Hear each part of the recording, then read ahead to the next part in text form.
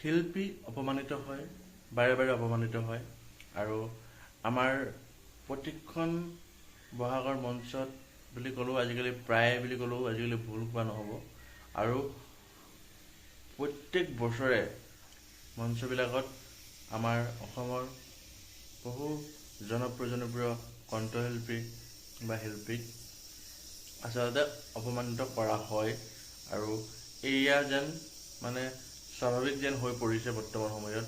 কিন্তু এই ক্ষেত্ৰত দেখা যায় একাংশ পাবত গজা শিল্পী, যিসকল শিল্পীয়ে আচলতে গীত পৰিৱেশনৰ নামত, মঞ্চত গীত পৰিৱেশনৰ নামত অসভ্যালি উদ্ভণ্ডালি কৰে, কিন্তু সেইসকল লোকক আচলতে মানুহে তই বুলিও কথা নকয় বা ক'বলৈ সাহস নকৰে নেকি নাজানো। আৰু তেওঁলোকক আচলতে তেওঁলোকৰ গীত শুনি আচলতে নিজে আনন্দত মতলীয়া হৈ ভাল পায়, কিন্তু সেই যিসকল শিল্পী, যিসকলে আচলতে শালীনতা বজাই ৰাখি আচলতে মঞ্চত খুব সুন্দৰকৈ গীত পৰিৱেশন কৰে আৰু তেওঁলোককে আচলতে বাৰে বাৰে অপমানিত কৰা দেখা যায়। আৰু আজি এটা মই ভিডিঅ' আপোনালোকৰ মাজলৈ লৈ আহিছোঁ। ইতিমধ্যে আপোনালোকক এটা মই সৰু ক্লিপ দেখালোৱেই। এই ক্লিপটো আপোনালোকে চাই গম পাইছে যে এজন কণ্ঠশিল্পী, পাবত গজা কণ্ঠশিল্পী বুলি মই এটা কাৰণেই কৈছোঁ, কাৰণ এইজনৰ আপুনি যি আচৰণ, আপোনালোকে মঞ্চৰ ওপৰত যি আচৰণ আপোনালোকে দেখি আপোনাৰো গালি দিবলৈ মন যাব। আপোনালোকে ভিডিঅ'টো শেষলৈকে চাই যাব, মই ক্লিপটো সম্পূৰ্ণকৈ লগাই দিম। আৰু এই কণ্ঠশিল্পীজনৰ নাম হৈছে বিনোদ কলিতা।